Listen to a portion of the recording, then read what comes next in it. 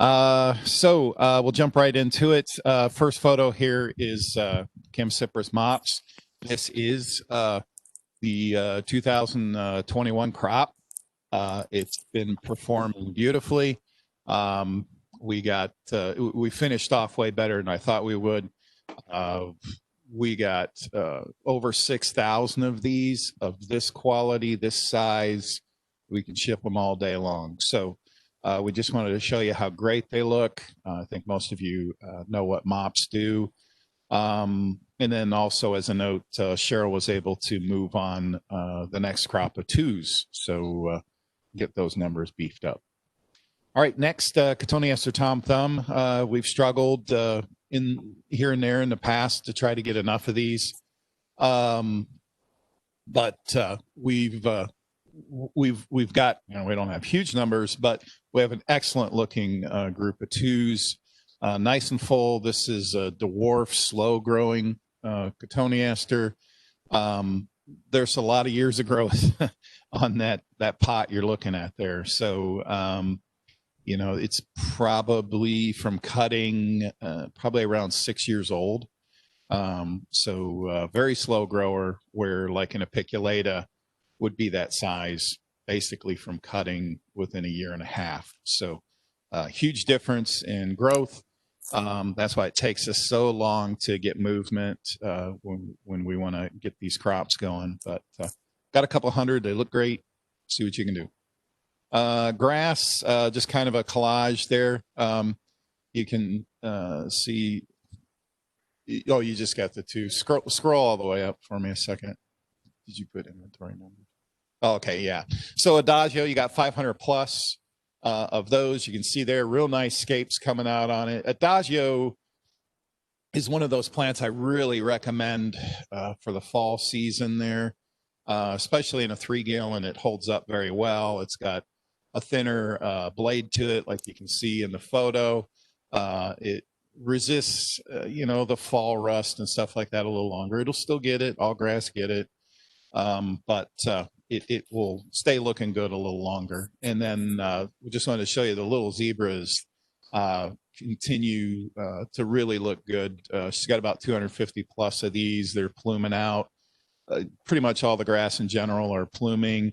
The Hamlins still look excellent. We got these really beautiful big Hamlins. So, take a look at the grass. We've been showing you grass for the last several weeks, so you can look through the history of the photos. Looking good. So jump into a B&B. This is Cornuscusa chinensis, a 60-inch. You can see there she copied some of the sizing that we have on. That's the available quantity as of yesterday. Okay. So, you can see here, we're getting pretty close. We're going to probably look at possibly digging these towards the end of next week, maybe, for sure the week after. We should be able to move into starting to dig some of these cousas. I did mention to Mark that we can start doing Amelanchier. We don't have a huge number of Amelanchier out there on inventory, but we can start processing those here beginning of the week or the end of this week too. But the cousas, these are multi-branch, so these aren't single stem. That's what the MS code stands for, multi-stem. Well, she did copy one on the single stem there. You see there's 9, but the ones we want to show you are the multi-branch. We let these branch out quite a bit. They usually have a kind of a single carrier, but they can have several branches. So it's not even like a low branch tree. It's really more of like the Amelanchier type. It's multi-branch. So make sure you have that conversation, because some people want more of the kind of the tree form, but low branch. That's not what this thing is. So this is several branches coming out from the base, and it makes a nice full heavy plant, grown more as a large shrub than really a tree. Okay, go into China Dynasty. We got 2,000 of these. We'd really like to see moving. They look great. We got berries in there, starting to turn red, and they're just ready to go. So China's can have a little bit of burn injury in our more northern climates, but around here south they do fine.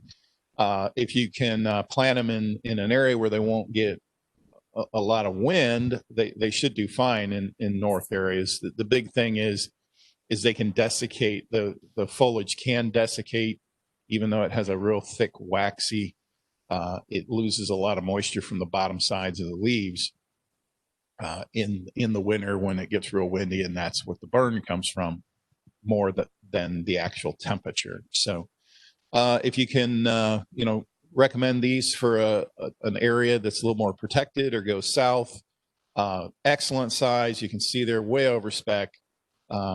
2,000. See what we can do. China Girl, just by itself, this does not have the male in it. So if you really need, you'd have to pick up a male. Any male will do.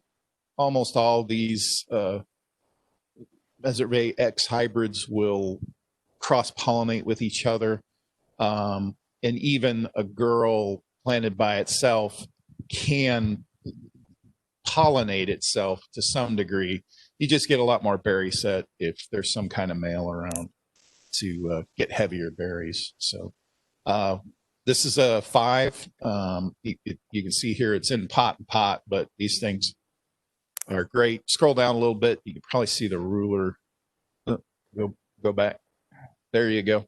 So you can see there on the size, we're big, heavy, nice. They're full to the bottom of the pot, so you don't have to worry about quality on this one. Next, a different animal. This is verticillata type. This is winter red. Cheryl just wanted to show you the berry set on these things. They're just, we got these 3 gallons out there. They're just loaded with berries. Yeah, okay. That's what I was going to say. This one's the heaviest berry we got. Some of the other varieties they're still not in full color yet on their berry. But if you got to get something out to wow them, I would head out with Winter Red. It's got 800 plus of them. They're full of berries. You can't go wrong with this one right now. The other ones, like the Proven Winter ones, we'll get more and more color on the berries as we go into fall here a little further. All right. Physocarpa Summer Wine Black. So you can see there the real dark foliage on this thing. It's also a more compact grower than Summer Wine, and we like it for that. I think that Summer Wine can get a little out of hand in some circumstances. So I think that trait is not talked about enough out there. So, when they see Summer Wine, they may think, "Oh, I need a big area to put it in." Summer Wine Black can go into to a lot of different areas. It can also you can also trim this thing into a formal hedge. It takes very well to trimming. It won't outgrow itself. It tends to keep leaves towards the bottom of the ground as it gets older, where Summer Wine will tend to get real sticky and branchy as it gets older. So those are some other attributes to this plant that are good selling points. And then also, obviously, you get the real rich, dark color. Okay, Fat Albert. So we have quite a few of these available. The availability is up to date. You can see they're off to the right. Cheryl just copied and pasted. So that was as of yesterday. We do have B grade plants. So to explain the B grade is the B grade is almost always there's a little bit of crook at the bottom. The plant itself is going to look perfectly straight. I'm not digging a plant that's growing crooked. But when you pull the skirt up and tie it up on the bottom, you can sometimes see a little crook. And we have some customers out there that will not accept that. And I understand that. But as far as health and quality and the overall quality of the plant, there isn't anything wrong with it. But with that little crook, we recognize that's not what really the market wants or will accept. So we set the price accordingly. So if you got people out there that don't care about it, but they care about the plant being healthy and a good shape to the plant, go with those B grades, save some money, go that way. If it's A grade, we're making sure that it has a straight trunk when it's tied up. All of them there in the photos, you can see that's the quality. They've all been trimmed, shaped real good. They're full. Real good looking crop. So that's just the difference between the regular code and the B grade code. Okay. Parviflora glauca. So this plant here tends to be more open. There are some people out there that don't know this plant. If they're not sure about it, you have to make sure you educate them on it. This isn't like a tight, like a fastigiata would be. We do trim them a lot to get them as full as you see in the photo. If you let this plant grow naturally, it will be very, very sparse. But what's really cool about it is the needles almost curl in on themselves. So they give this real unique look. They got a bit of a bluish cast to them. They also get a really neat cone on them as well. It's kind of like a bristlecone pine would be, but they look really neat if you're into that stuff. So, that's what we have. Just make sure you educate people about how they grow. We got a good selection there, and I like how full they look this year. Fuller than we've had in the past. That comes from some changes we did with trimming and a lot more intensive trimming. So. All right, Rhamnus fine line. This is in a 7. I know that we were running short on 3s. They were getting ready to do some things, move some stuff around. Not sure where we are today on the 3-gallon crop. That's grown at Avon, but we can start. We put these 7s back on a week or 2 ago. You can see there we're starting to get into some fall color. So we're starting to see these leaves will really turn. You get a lot of yellow in the leaves as it turns, which is interesting. So that's happening here. We got 1,000 plus of these. Our grade is 36, but you can see there we're pushing over that grade. So a nice crop there. We were out of them for a little while. We're back into them. So make sure we talk about that. I know they're working on some stuff on the 3s. If you have concerns on the 3 gallons, that would be a question for Jeff tomorrow, maybe. Okay, Thuja, the Groot Spire. This is an interesting ARB. Its growth is almost, it makes you think of maybe like some of the Chamaecyparis out there. Kind of closer to how Obtusa compacta growth looks. Not like the Japanese fan look like some of them get, but very close to it. They don't stretch out, so the individual branchlets don't stretch way out. They stay very dense to themselves, so they get this really unique look.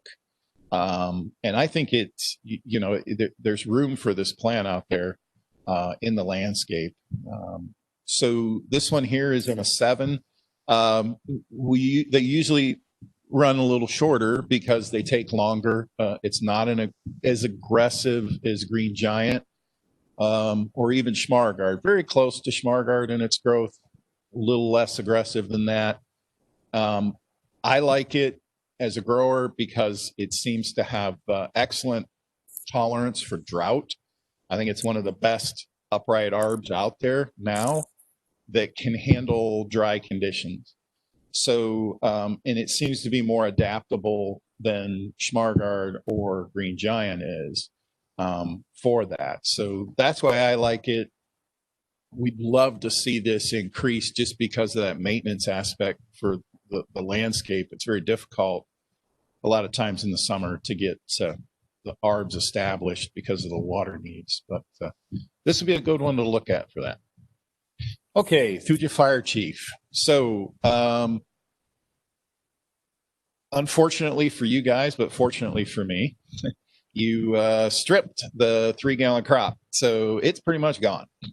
So we wanted to show you the twos here again. We've showed you the twos in the past because I knew this was coming.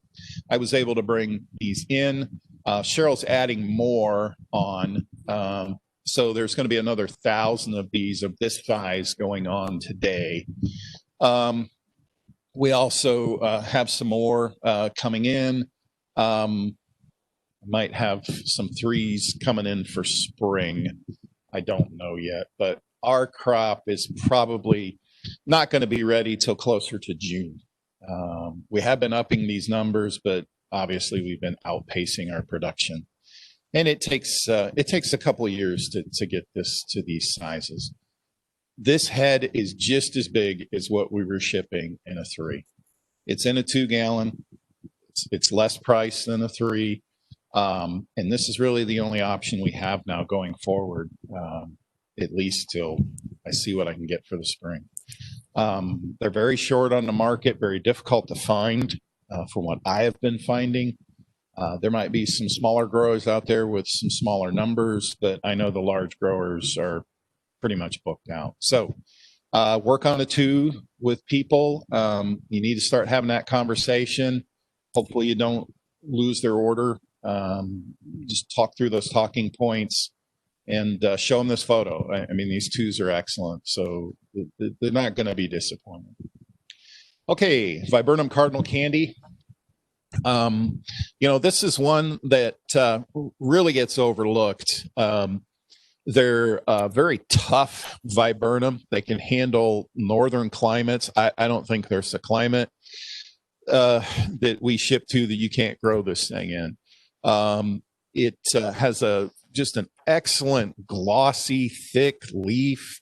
It is a full deciduous, so it will lose all of its leaves, even though it has that look kind of like a lantana a little bit. It's not nearly as long, but it has that dark look to it. It has a really good habit too. You can see there. It doesn't, shoot straight upright. It kind of matches its height with its spread. It has heavy amounts of bloom in May, and then it sets just loads of red berries on it. Shortly after that, and the birds go crazy for it. So it's a great plant. It's considered a native. I just don't think we've really gotten the word out on this one here. It is, in the Proven Winter program, but take a look at that one. Unfortunately, it does not have any fragrance on the flower, but its other attributes I think are excellent. So Chicago Luster, this should be one that is familiar to people. We also carry Blue Muffin, but we wanted to show you Chicago Luster here. It gets, it flowers early, and then it gets a real dark, anywhere between really, really dark blue and black on Chicago Luster, and Blue Muffin is pretty much a nice, deep blue, but you can definitely tell it's blue. It's not black on the berries. So the flowers are white. They get glossy leaves. They're more of an upright grower in their habit. Very tough, both Blue Muffin and Chicago Luster. You can really go up north with it. Excellent for hedgings, background areas, things like that. And it can also be in the front part of the landscape because it keeps its leaves. I mean, you can see here in this photo, as late as it is in the season, how nice and clean those leaves are. And that's the kind of look you're going to get all year. So great plant. See if we can promote that one a little more. Another, on the other side, another viburnum that I don't think anybody understands is golden sunset. We're going to keep talking about, cardinal candy and golden sunset because I just think it's not getting out there what they can do and how they look. And you can see here, this is a photo from what, a day ago? I mean, it's just like the cardinal candy. Look at that foliage, and that foliage looks like that all year long. And you're not going to find that in very few plants that can keep that kind of foliage all year long and have minimal disease and pest issues. Deep, glossy, it has a thick, waxy layer on the top of the leaf. White flowers with and the big thing why we call it golden sunset is it gets a real bright yellow fruit on it. The fruit doesn't last very long because the birds love it. They're higher. They're really attracted to that fruit. It's highly sought after by a lot of different bird species. But the flower is great, and then you got the foliage the whole year. So let's keep talking about these. See if we get some people excited about them. They're tough. I mean, they're listed as zone 5 to 8, but I think that can even go even further down to like a zone 4. So see what you can do. Last on our list, another viburnum. It's the week of the viburnums, but they're looking so good right now. We really wanted to show you how great these are. And I think overall viburnums are kind of underutilized. People get hung up on some of the flowers sometime, and it's not a lot of plants that last a long time with their flowers. So the rest of the year, it's got to look good. It's got to have good foliage. And this is one that you can see here it's just been outperforming our expectations. So this is Spice Girl in the Prune Winter program. It is a fragrant. It has a really good fragrance. It's in the Carlisi family. We like it because of its branching habit. It has an excellent branching habit. It's always full. It's full to the bottom of the can. Straight Carlisi, Cayuga, Jedi. Their biggest problems are they can get a bit trashy looking and really woody. Where these tend to keep breaking and sending up new wood, they stay fresher a lot longer in the landscape. So very little maintenance is needed on it. Early spring bloomer with a heavy fragrance, no berry set really or anything like that, but you get the really nice foliage. Some of the other, the older style viburnums, and you can even see them in the landscape on the fragrance. The leaves are looking pretty tired this time of year. Spice Girl, Spice Island, and Fit to be Tied. We're really noticing all three of those. Those are new selections. They're really keeping their foliage looking good all year. So. Okay. I guess real quick on digging. We're out there digging. Mark got another digging round. Please get with Mark as soon as you need to. There's room to dig. I do know as far as this general deciduous digging, other than the Amelanchier, it's pretty much going to be around the 15th of October. That's still what Jay is indicating, where he wants to be to start deciduous digging. So I don't anticipate that moving too much. If it stays really, really cold, he might be able to move it a little earlier, but it's just, I wouldn't promise it. It's just going to be something that we're not interested in doing till the plant tells us. So the plant really has to be starting to lose its leaves and go dormant before we start to dig.